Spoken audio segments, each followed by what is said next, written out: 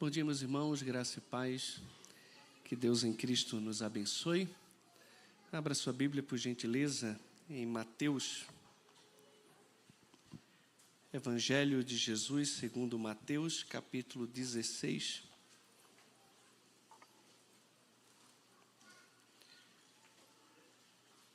Nós vamos ler do versículo 13 até o versículo de número 18. Quantos irmãos abrem as suas Bíblias? Vocês estão vendo que estamos de reforma, né?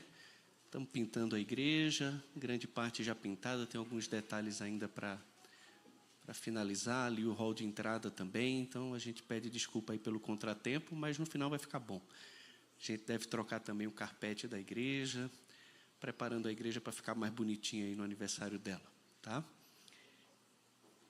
Mateus 16. Hoje a gente vai dar início a uma nova série, aqui pela manhã, à noite também. A série da manhã vai ser sobre a igreja. Vamos falar sobre igreja, o que é a igreja, qual a missão da igreja, tá? Vamos falar sobre os dons que a igreja tem, sua missão no mundo. E à noite vamos começar uma série em cima de Êxodo. Vamos estudar o livro de Êxodo aí, e pelos nossos cálculos deve durar 1 ano e meio. Tá? Essa caminhada em Êxodo, mas a gente sai do Êxodo, tá? Não fica em Êxodo, não.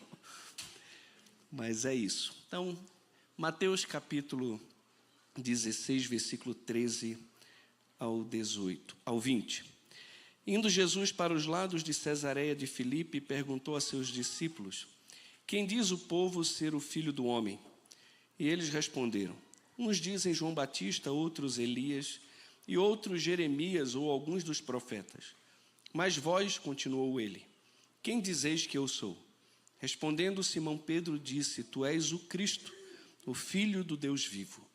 Então Jesus lhe afirmou: bem-aventurado és, Simão Barjonas, porque não foi o sangue e a carne que tu revelaram, mas meu Pai que está nos céus. Também eu te digo que tu és Pedro, e sobre esta pedra edificarei a minha igreja, e as portas do inferno não prevalecerão contra ela. Dar-te-ei as chaves do reino dos céus. O que ligares na terra terá sido ligado nos céus, e o que desligares na terra terá sido desligado nos céus. Então advertiu os discípulos que a ninguém dissessem ser ele o Cristo. Vamos falar então sobre o que é a igreja, a sua natureza e também a sua sublimidade. John MacArthur diz: para todos os que conhecem e amam o Senhor Jesus Cristo, nenhum lugar na terra deveria ser mais doce ou mais querido do que a igreja.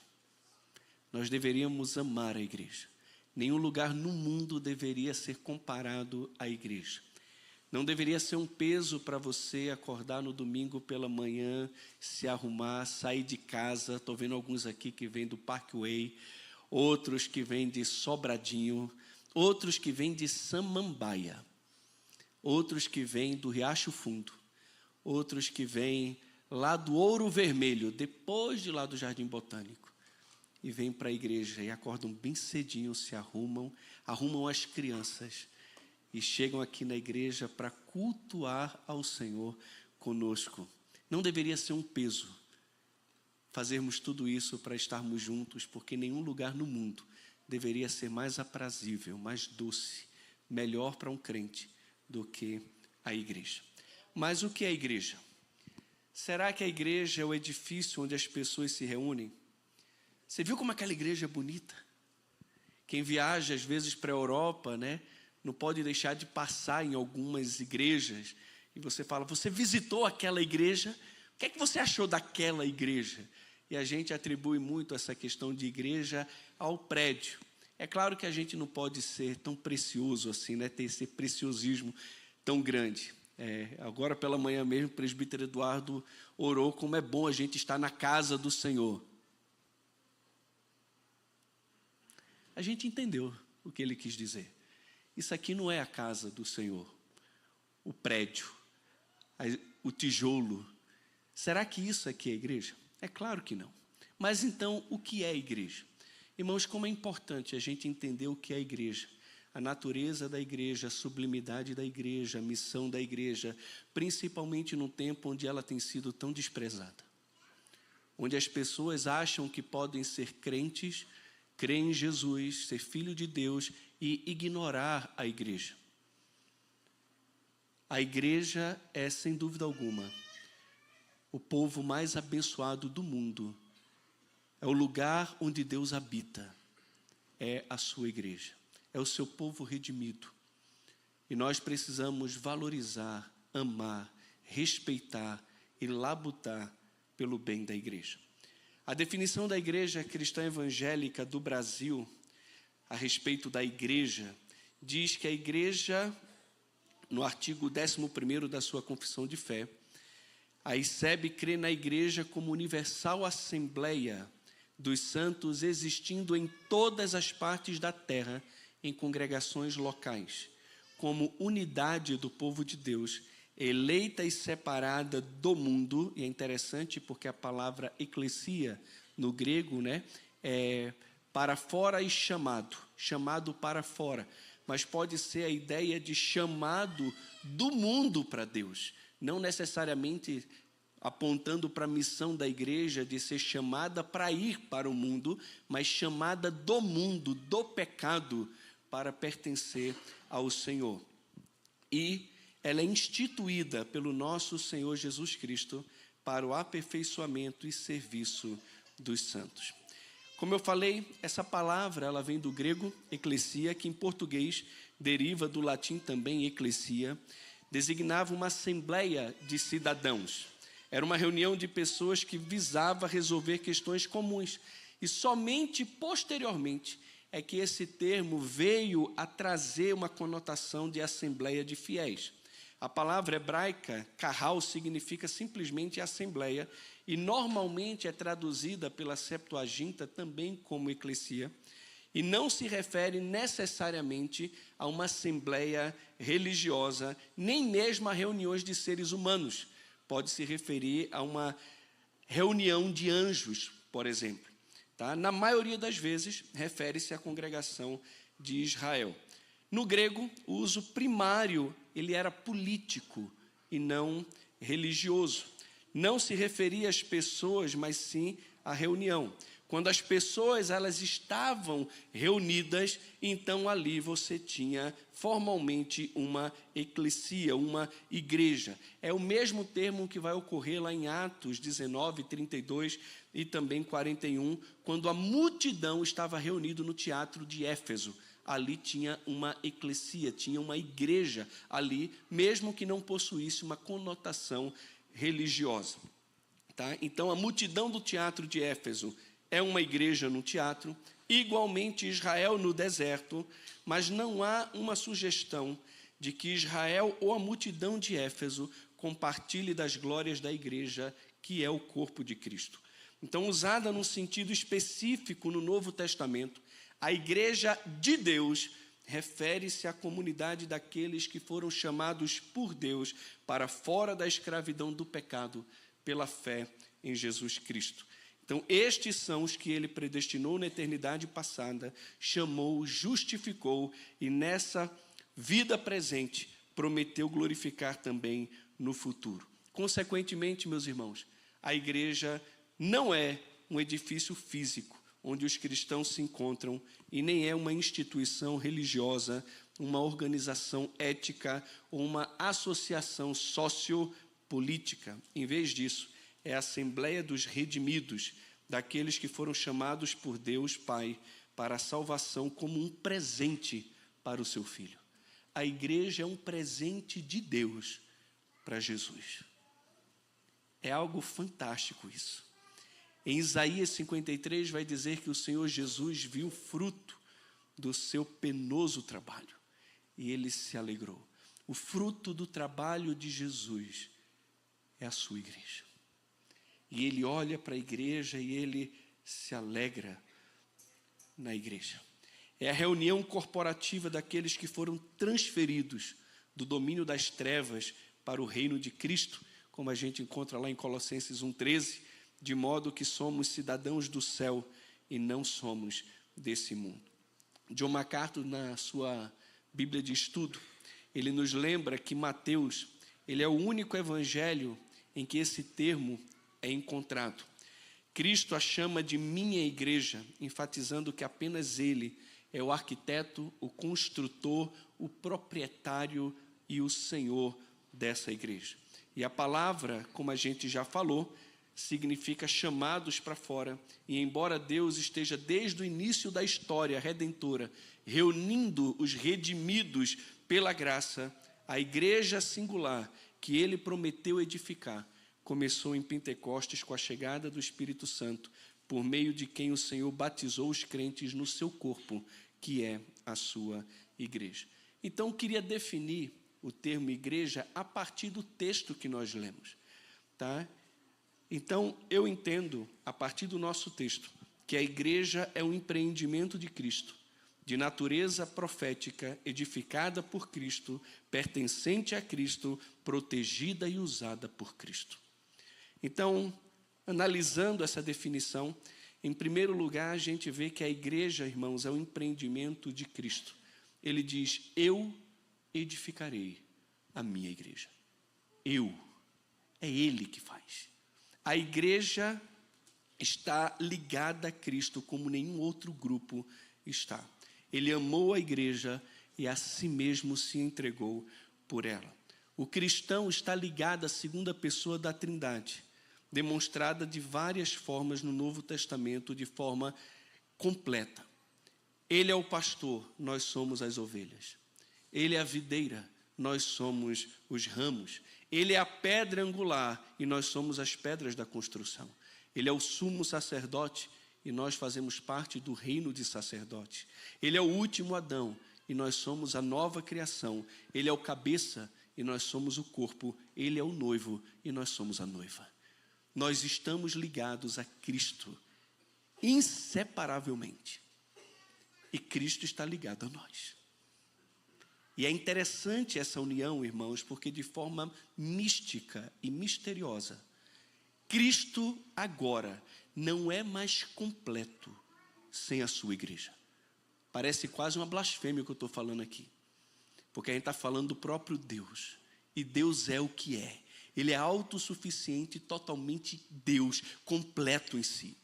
Só que Efésios capítulo 1 vai deixar claro que para ser o Senhor sobre todas as coisas, Deus o deu à igreja, a qual é o seu corpo, a plenitude daquele que a tudo enche em todas as coisas. Se Cristo é aquele que tudo enche, a igreja é a plenitude daquele que enche tudo. Como assim? A igreja é a plenitude daquele que enche. A igreja é a plenitude de Cristo, é isso mesmo. Não pode existir um cabeça sem o seu corpo. Não pode existir a videira sem os seus ramos. Não dá para ser o noivo sem a noiva. Irmãos, Cristo está ligado à sua igreja. A igreja é o empreendimento do Senhor Jesus. Foi Ele que tomou a iniciativa, se encarnou, desenvolveu seu ministério terreno, escolheu seus apóstolos, determinou como seria a missão, o que deveria ser feito com os discípulos que crescem em seu nome, estabeleceu os sacramentos claros que deveriam ser seguidos pela verdadeira igreja, prometeu que estaria com ela todos os dias até a consumação dos séculos, e atualmente Cristo, como advogado e sumo sacerdote, intercede por sua igreja e um dia voltará para ela. A igreja é um empreendimento de Cristo. Então, quando a nossa confissão de fé diz que a igreja ela é estabelecida por Cristo, ela está certa. Porque começa em Cristo e pela obra de Cristo. E se é Ele que estabelece a sua igreja, então a gente entra na segunda verdade da nossa definição, que a igreja possui uma natureza profética. Eu edificarei. Ele está falando de algo novo que ainda não existia. Algo que ainda está no futuro. O verbo aqui, oikodomesso, no grego que está no futuro do indicativo, mostra que a igreja ainda seria construída e edificada. Jesus edificaria a sua igreja sobre ele mesmo, que é a pedra angular de todo o edifício. E é interessante porque o nosso texto aqui tem uma palavra que dá muita polêmica, né? Sobre esta pedra edificarei a minha igreja. E eu confesso que até anteontem, na reunião do conselho, na minha cabeça estava muito claro. Tu és Petrus, pequeno bloco de pedra removível, e sob essa pedra, Jesus, grande pedra angular irremovível, a grande rocha, edificarei a minha igreja. Então, Jesus é a base da igreja. E isso não está errado, isso está certo. Porque Jesus é a pedra da igreja. 1 Coríntios capítulo 3 diz que Paulo lançou o fundamento, que ninguém pode lançar outro, que é Cristo. Então, Cristo, sem dúvida alguma, é o fundamento. Mas, debruçando um pouco mais no texto, estudando realmente, o que Jesus está dizendo ali é que Pedro é a pedra da igreja. Isso não quer dizer que Pedro é mais importante do que os outros apóstolos, que também vão receber a incumbência de Jesus de anunciar a mensagem. Não está dizendo que Pedro é um papa acima dos outros e que tem que ter um sucessor. De forma alguma. O que o texto está dizendo simplesmente é que Jesus dá a Pedro o privilégio de ser aquele que vai inaugurar a sua igreja, como de fato nós vemos ele fazendo, tanto para os judeus, como também para os gentios, por meio da pregação do evangelho. E ali, por meio da pregação, ele liga e desliga ao céu aqueles que ouvem a mensagem, creem e rejeitam. Isso não quer dizer, novamente, que Pedro é o Papa, ele está acima dos outros apóstolos, de forma alguma, mas que nesse contexto, a pedra que Jesus está dizendo ali, muito provavelmente, se refere de fato a Pedro. Mas, seguindo, porque eu não quero me focar nisso aqui, mas sim ao caráter profético da igreja. Se ele é a base da igreja, e a igreja só é igreja se estiver sobre essa pedra, então nesse ponto vale a pena ressaltar a distinção entre Israel e igreja. E eu não quero me prolongar muito nesse ponto aqui, pois a gente precisaria de um seminário inteiro para poder falar sobre essa distinção. O fato é que a igreja é um empreendimento novo, irmãos. É um mistério que estava oculto em Deus e que foi dado a conhecer por meio dos seus apóstolos e também por meio dos seus profetas do Novo Testamento. Efésios capítulo 2, 11 até Efésios 3, 7 fala sobre esse mistério que estava oculto em Deus e foi dado a conhecer agora, por meio dos seus santos apóstolos e profetas. Veja só, nem no Antigo Testamento nós vemos o vislumbre desse algo novo que Deus iria fazer. Era um mistério que estava oculto nele mesmo, mas que por meio de Cristo e da morte de Cristo, do sangue derramado, por meio do revogar dos mandamentos em forma de ordenanças, Cristo derruba a parede da separação de judeus e gentios e faz em si mesmo um novo homem, uma nova criação, um novo empreendimento que é a sua igreja. A revelação de Deus a Paulo apresenta a igreja como uma nova ordem ou espécie de humanidade, a saber, um grupo definido, composto tanto de judeus quanto de gentios, e com Cristo ressurreto forma uma nova criação, que é o seu corpo e a sua noiva. Então a igreja, irmãos, não é a continuação de Israel. Nela não se cumprem espiritualmente as promessas feitas a Israel, mas ela é uma nova criação de Deus. Um mistério revelado, um corpo composto por pessoas redimidas pela graça, por meio da fé em Jesus Cristo, formado por judeus e gentios, habitados pelo Espírito Santo, selados, batizados e também capacitados por ele. As distinções entre Israel e igreja, elas são gritantes, tanto na origem quanto no caráter, na responsabilidade e também no destino. Na origem, os israelitas se tornam israelitas pelo nascimento natural. Você é filho de Abraão por meio de Jacó, que é Israel, você é israelita. Você é israelita. Enquanto os cristãos se tornam cristãos pelo nascimento espiritual. Na responsabilidade, os israelitas foram designados para viver sob um sistema legal e meritório, enquanto que os cristãos vivem e servem sob um sistema gracioso. Eles estavam debaixo de uma antiga aliança, nós estamos debaixo de uma nova aliança. No destino também, os israelitas, como uma nação, têm a sua cidadania agora e um destino futuro deles centrado somente na terra. que alcança a nova terra que ainda está para ser estabelecida, quanto que os cristãos têm a sua cidadania e o seu destino futuro centrado somente no céu, e que se estendem ao novo céu que ainda também será estabelecido.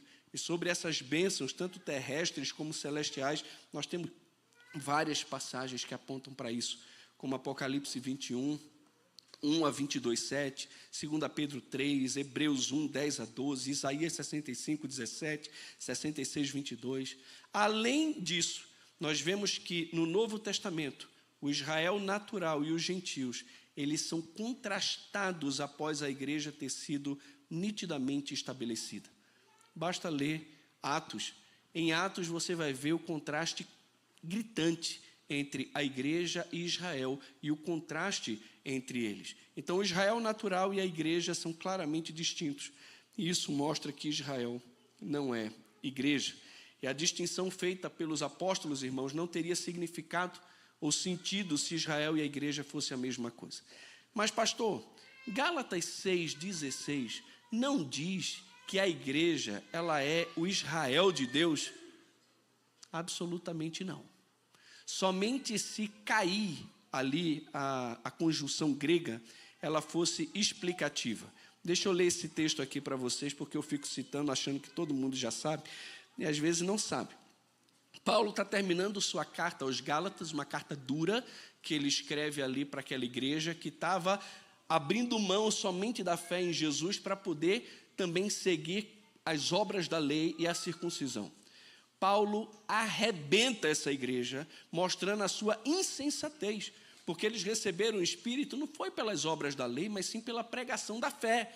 E creram em Cristo, creram no Evangelho, foram batizados pelo Espírito, faziam parte da família de Deus e estavam agora retrocedendo, voltando aos princípios elementares da lei, confiando na carne e não na graça. E Paulo repreende essa turma. E depois de explicar, ele termina aqui o texto de Gálatas, dizendo o seguinte: mas longe de mim, versículo 14, gloriar-me senão na cruz de nosso Senhor Jesus Cristo, pelo qual o mundo está crucificado para mim e eu para o mundo. Pois nem a circuncisão é coisa alguma, nem a incircuncisão, mas o ser nova criatura. E a todos quantos andarem de conformidade com esta regra, paz e misericórdia sejam sobre eles e sobre o Israel de Deus. Quanto ao mais, ninguém me moleste, porque eu trago no corpo as marcas de Jesus. Esse cair aqui, e sobre o Israel de Deus, ele é um cair enfático, que dá, meus irmãos, uma ênfase especial a uma parte muito importante, que são os judeus crentes na bênção dada a toda a igreja. Ele simplesmente liga os judeus cristãos a essa nova criação. Uma vez que Paulo, na carta, ataca ferozmente os judeus legalistas, seria esperado que ele distinguisse uma bênção especial para os membros dos judeus que haviam esquecido o legalismo e verdadeiramente seguido a Cristo. O Israel de Deus aqui é Israel mesmo. Os descendentes físicos de Abraão, por meio de Jacó, que é Israel, e que colocaram a sua fé em Jesus. Esses são o Israel de Deus. Nós somos a igreja de Deus.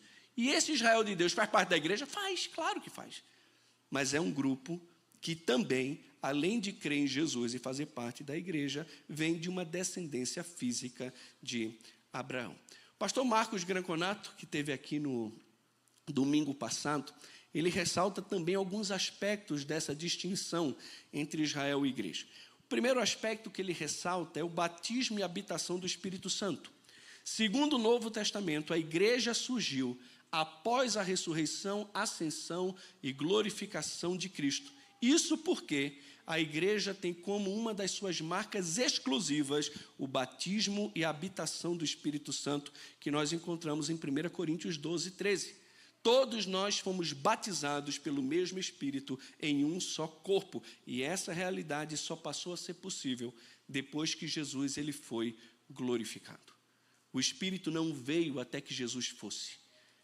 O ministério do Espírito, ele é introduzido, ele começa em Atos capítulo 2, com a descida do Espírito, que não só batiza a igreja, mas sela a igreja e capacita a igreja. E isso só aconteceu em Atos capítulo 2. A marca da igreja é a presença do Espírito habitando permanentemente nela. Isso não acontece até que Cristo tenha sido glorificado. Segunda distinção com Israel é o fundamento dos apóstolos. A igreja foi edificada sobre o fundamento não só dos profetas, mas também dos apóstolos. É o que encontramos em Efésios 2, 19 a 20. Assim, somente após a vocação dos apóstolos do Novo Testamento é que essa igreja foi inaugurada por Jesus. Terceiro, Cristo é o cabeça da igreja. A igreja tem Cristo como cabeça e ele só foi posto nessa posição após a sua ascensão e também glorificação. Efésios capítulo 1, versículo 20 a 23, deixa claro, como eu já citei aqui, para ser o cabeça sobre todas as coisas, Deus o deu à igreja, a qual é o seu corpo. Isso aconteceu quando? De acordo com Efésios, depois que o Senhor o fez assentar à sua direita nos lugares celestiais, acima de todo principado e potestade, poder e domínio, e de todo nome que se possa referir, não só no presente século, mas também no vindouro. E para ser o Senhor sobre todas as coisas, o deu à igreja. Isso só aconteceu depois da glorificação e ascensão de Jesus. Se existia uma igreja, antes ela era acéfala, ela não tinha cabeça. Jesus só é cabeça da igreja depois da sua glorificação. Além disso, a união dos judeus e gentios num só corpo. O texto vai dizer, de Efésios 3, 4 a 6, que judeus e gentios fazem parte dela e essa realidade só veio à luz no tempo dos apóstolos. Não havia como ser de outra forma, pois somente por meio da obra de Cristo é que a parede de separação entre eles foi derrubada, e somente que ele derrubou a parede da separação é que ele fez dos dois em si mesmo uma nova criação. Então, antes disso, não poderia ter igreja. Além do mais, nós temos também a capacitação do Espírito Santo. A igreja definida pelo Novo Testamento é uma comunidade de santas dotados de dons espirituais. E esses dons, conforme Paulo ensina, só foram concedidos aos crentes após a ascensão de Cristo. Efésios 4, 7 a 8 vai dizer que ele levou cativo o cativeiro e concedeu dons aos homens. Ele só fez isso depois que ele subiu. É que ele concedeu dons aos homens. E ele faz isso por meio do seu Espírito. Se teve uma igreja antes, ela era carente de elementos para funcionar de modo eficaz. Então, primeira verdade é que a igreja ela está ligada a Cristo, ao empreendimento de Cristo. Segundo, ela possui um caráter profético, porque Jesus disse que a edificaria, mostrando que o elemento futuro, essa nova criação, é diferente da antiga comunidade que era povo de Deus. E ainda hoje é povo de Deus, eleito instrumentalmente, não pela graça. Dentre esse povo eleito instrumentalmente por Deus, existe aqueles remanescentes que Deus escolhe dentre o povo de Israel, que são eleitos também segundo a graça, são o Israel de Deus e fazem parte da igreja de Deus. Agora, nem todos da igreja de Deus são Israel de Deus, porque não são descendentes físicos de Abraão. Tá? Pastor, esse negócio é meio complicado, né? Não é não, mas alguns acham. Terceiro, a igreja é edificada por Cristo. Eu edificarei. Quem é que edifica? É Jesus. A igreja é edificada sobre Cristo, a pedra angular do edifício e o fundamento que foi lançado. Mas a igreja também é edificada por Cristo. E como Senhor da igreja, Jesus faz isso de algumas formas. A primeira delas, sem dúvida alguma, foi por meio da sua morte. Ele resgatou os homens do império das trevas. Pelo seu sangue vertido, nós temos a remissão dos nossos pecados. A igreja foi comprada pelo sangue do Cordeiro Jesus, e a igreja de Deus foi comprada, então, pelo sangue de Deus. Atos 20, 28. É fantástico isso aqui. Talvez uma das declarações mais fortes de que Jesus é Deus e cala a boca de todo mundo. É quando Paulo chega para os presbíteros de Éfeso e diz: olha, o Espírito Santo vos constituiu bispos, a fim de pastoreardes a igreja de Deus, a qual ele comprou com o seu próprio sangue. Como assim? Mas Deus não é Espírito, ele comprou a igreja com o seu sangue. É, porque Jesus é Deus, que se encarnou e morreu pela igreja e comprou essa igreja com o seu sangue. Igreja é igreja porque foi comprada por Cristo, com o sangue de Cristo, por meio dos méritos de Cristo. Esse é o grande meio que Jesus compra para si a igreja. É pela morte. Mas além disso também, por meio da pregação do evangelho, é que ele edifica a sua igreja. Porque ele morreu e os méritos dele, conquistados na cruz, é suficiente para todos os seus eleitos. E todos os eleitos de Deus que ouvirem a pregação do evangelho vão seguir a Cristo, sem dúvida alguma. O meio que Deus usa para atrair os seus eleitos para si é por meio da pregação do evangelho, onde está o poder de Deus para salvar. Por isso a igreja prega e anuncia. Por isso Paulo vai dizer em 2 Timóteo capítulo 2, que tudo fazia por causa dos eleitos, para que também eles pudessem alcançar a redenção que há em Cristo Jesus. Pastor, mas não são eleitos já? E já não tem a redenção? Tem, mas eles vão alcançar quando ouvirem o evangelho e seguirem Jesus. O evangelho é o poder de Deus para a salvação. E Deus vai fazer com que esse evangelho chegue ao ouvido dos seus eleitos. De acordo com Jesus em João 10, os seus eleitos ouvirão a sua voz, as suas ovelhas ouvirão a sua voz e então o seguirão. Vão ouvir, não tenha dúvida, vão ouvir. Terceiro, Jesus edifica a igreja por meio do seu Espírito, que nos assiste na nossa fraqueza, intercede por nós com gemidos inexprimíveis, nos consola, conforta, ampara. Quarto, por meio dos dons espirituais concedidos por Cristo, também através do seu Espírito, a igreja é dotada de dons espirituais. E quando a igreja age com os dons espirituais por meio dos irmãos e do amor dos irmãos, então a igreja ela é edificada. Os crentes em Cristo edificam-se mutuamente por meio dos mandamentos recíprocos e o amor da igreja edifica a própria igreja.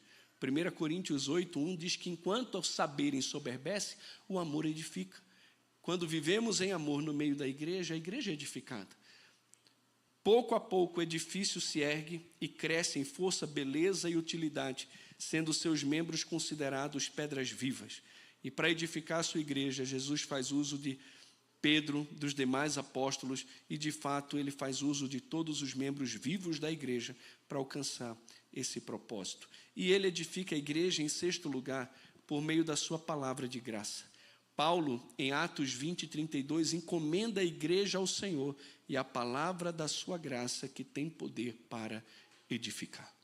A palavra de Cristo tem poder para edificar a igreja de Cristo. Nenhuma igreja de Jesus vai ser edificada à parte da palavra da sua graça.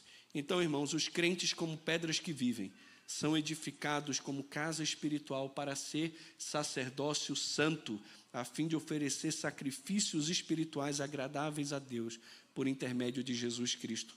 É isso que encontramos em 1 Pedro 2:5. Então, Cristo edifica a igreja para que a igreja adore a Deus com sacrifícios espirituais, com sacrifícios de louvor. E tudo isso só pode acontecer porque a obra é feita por intermédio de Jesus Cristo. A igreja age, ela dá fruto, ela se edifica por intermédio do Senhor Jesus. Quarta verdade a respeito da igreja. Primeira, ela é um empreendimento de Cristo. Segunda, ela possui um caráter profético. Terceiro, ela é edificada por Cristo. Em quarto lugar, ela pertence a Cristo. Eu edificarei a minha igreja. Como arquiteto, construtor, dono e senhor da igreja, Cristo conforta os seus seguidores com a verdade de que eles são a sua possessão pessoal e objetos do seu infalível amor e divino cuidado. Eu e você pertencemos a Cristo. O dono do mundo, que sustenta o universo com o poder da sua palavra, é o meu dono e o seu dono. Eu pertenço a Ele. Ele me comprou com o seu sangue. Já falei isso aqui, né? Se você diz, pastor, eu sou dono do meu nariz, então tu vai para o inferno. Porque o meu nariz foi comprado pelo sangue de Jesus. Eu pertenço a Ele. Todo o meu ser pertence a Jesus. Eu sou de Jesus e isso é maravilhoso. A igreja é propriedade exclusiva de Deus, a qual foi comprada pelo seu sangue. Não pertence a uma denominação, não pertence a pastor, não pertence a liderança, pertence a Cristo. E sendo de Cristo, é cuidada por Cristo, deve viver à altura também desse pertencimento. Essa expressão, minha igreja, se refere naturalmente a essa igreja universal. Aqui, em particular, a totalidade do corpo de Cristo, a soma total de todos os crentes em sua manifestação no Novo Testamento, onde quer que ela seja verdadeiramente representada na terra. É um grande conforto o fato de que Jesus considera essa igreja como sendo a sua propriedade peculiar. Ele não veio do céu a fim de adquirir sua igreja com o próprio sangue, veio, então é dele.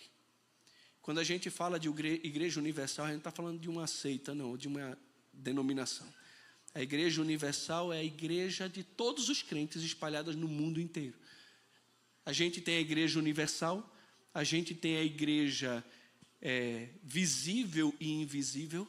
A igreja visível é aquela que a gente vê, vocês aqui são visíveis. Mas tem a igreja invisível, porque nem todo que é visível é igreja. Tá? Acho que você entende isso, né? Tem joio no meio de trigo, talvez você seja o joio. Eu não! Olha aí, avalia a tua fé. Tem a igreja visível, mas tem a invisível, que é vista por Deus. Tem a igreja universal e tem a igreja local. Nós somos uma igreja local.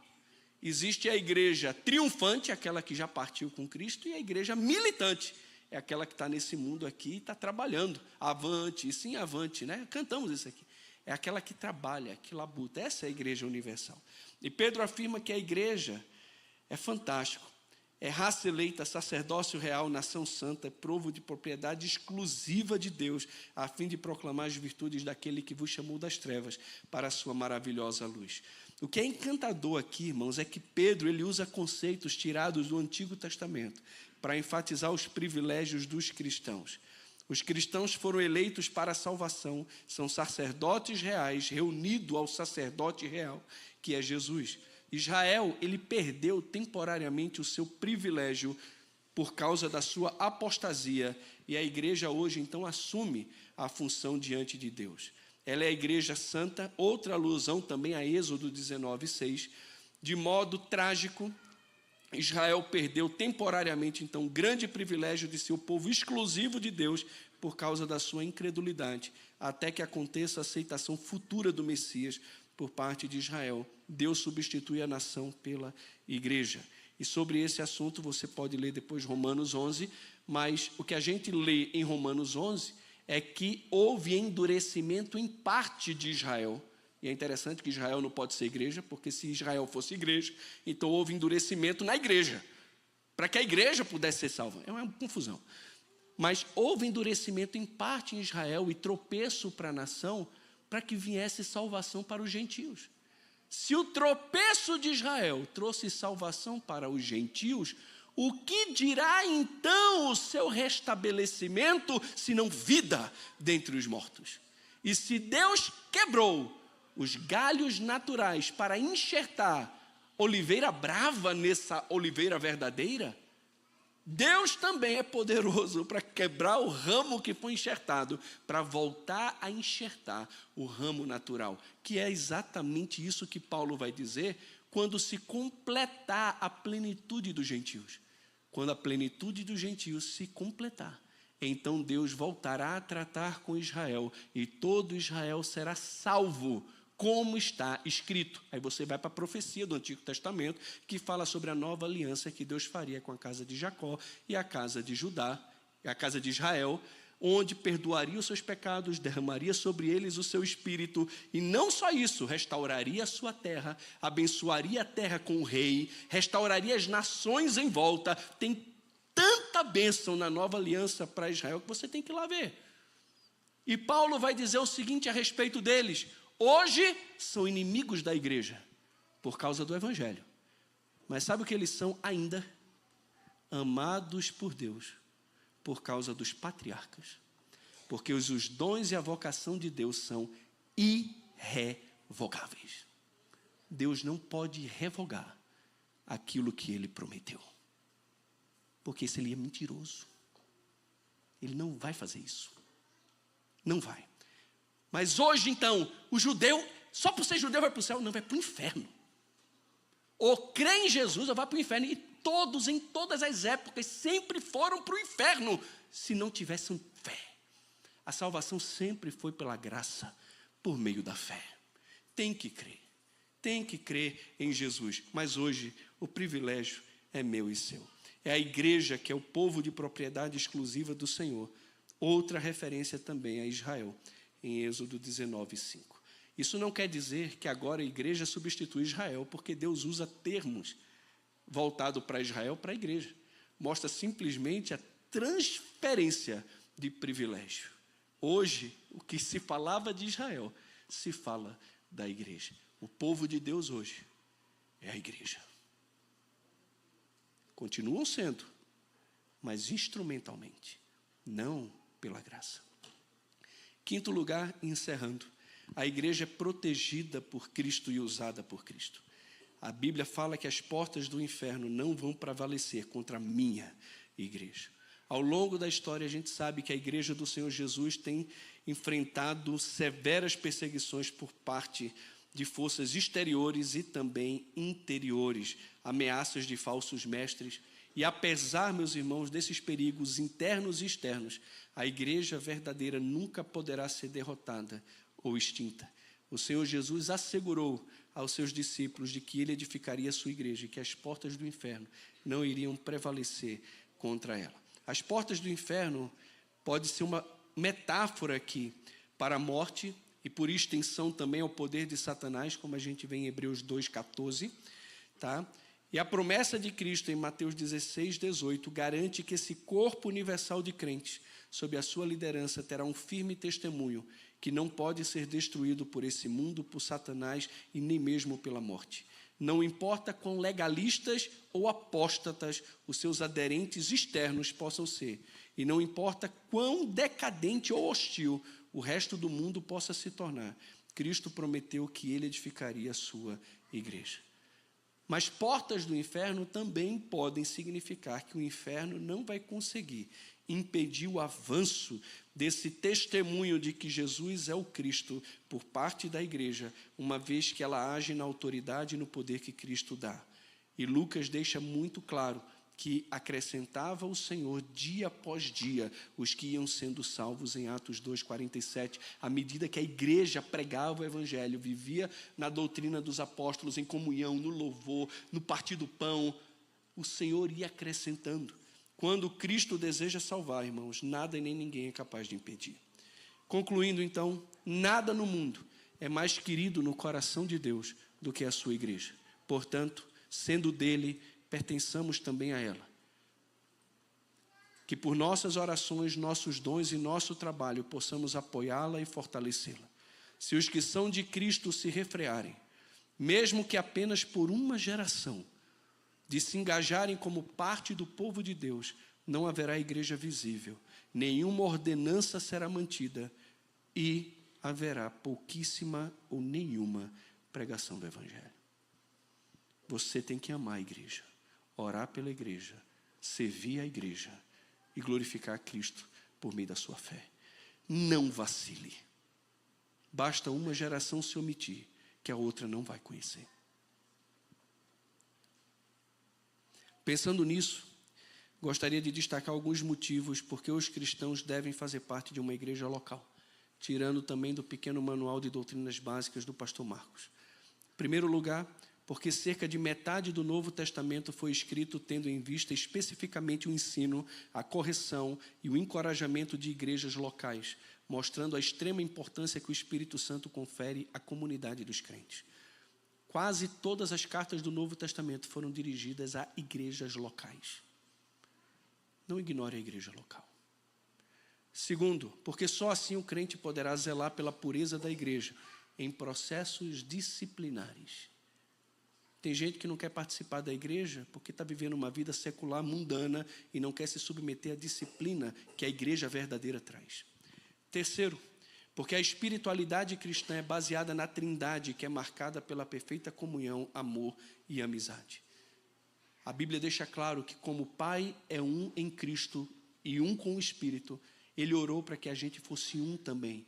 E assim, nessa unidade, o mundo iria reconhecer que Deus enviou Jesus ao mundo. A unidade da igreja, o ajuntamento da igreja, é o poder também que Deus usa para manifestar o seu amor, o seu evangelho a um mundo perdido.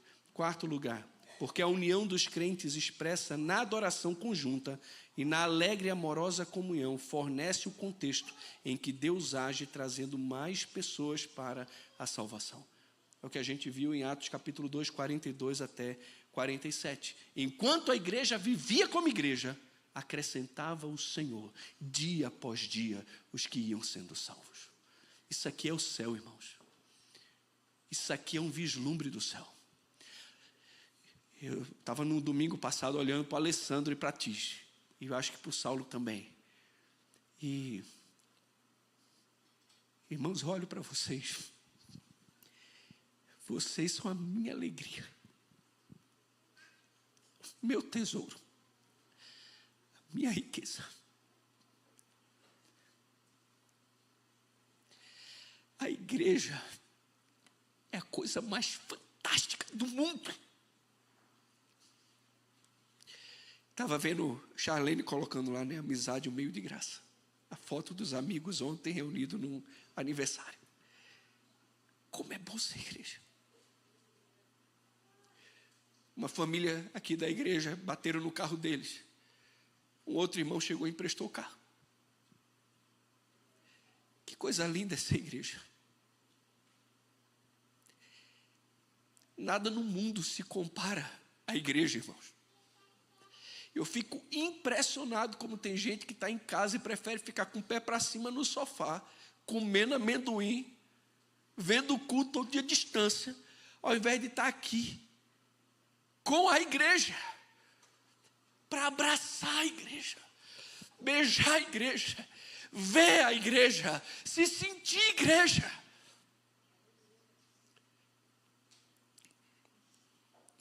Nada se compara à igreja.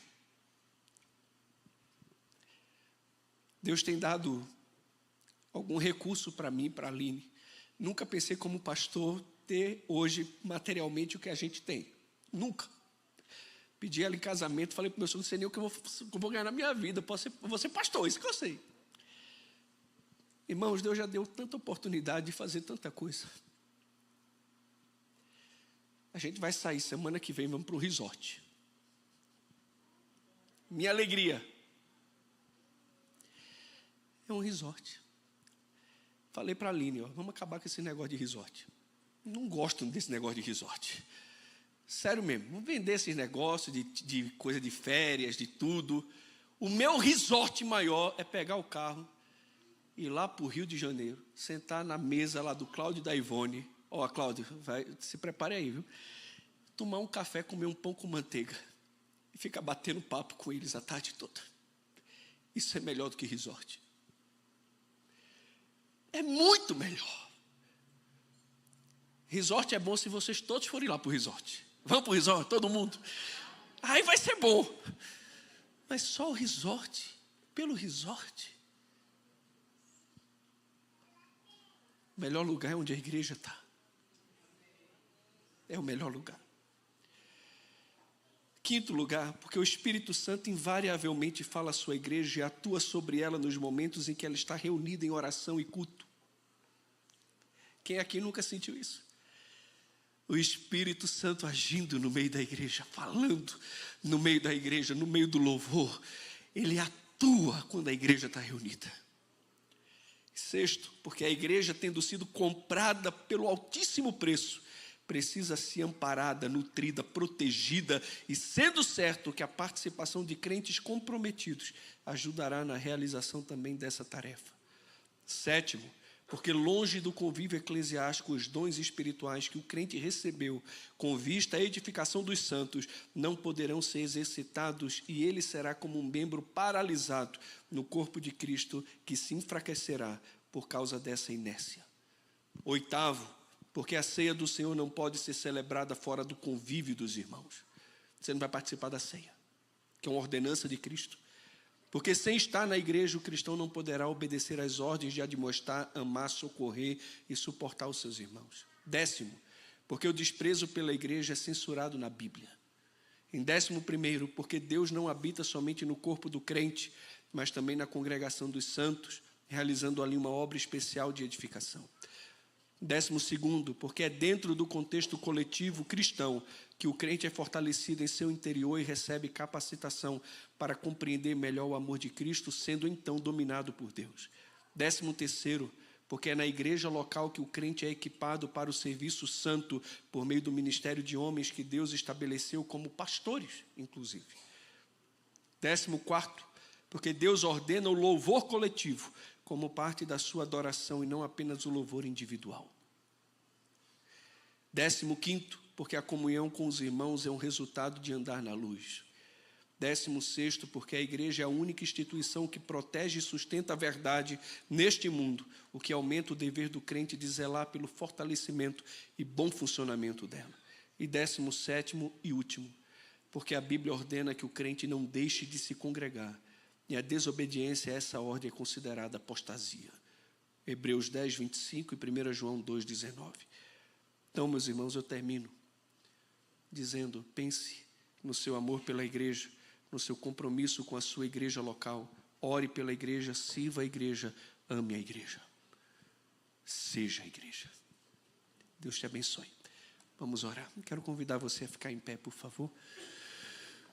Querido Senhor, obrigado mais uma vez por Tua palavra, pela Tua bondade conosco. Obrigado porque por meio de Jesus, Sua obra na cruz, o Senhor nos comprou para Ele, por meio desse sangue.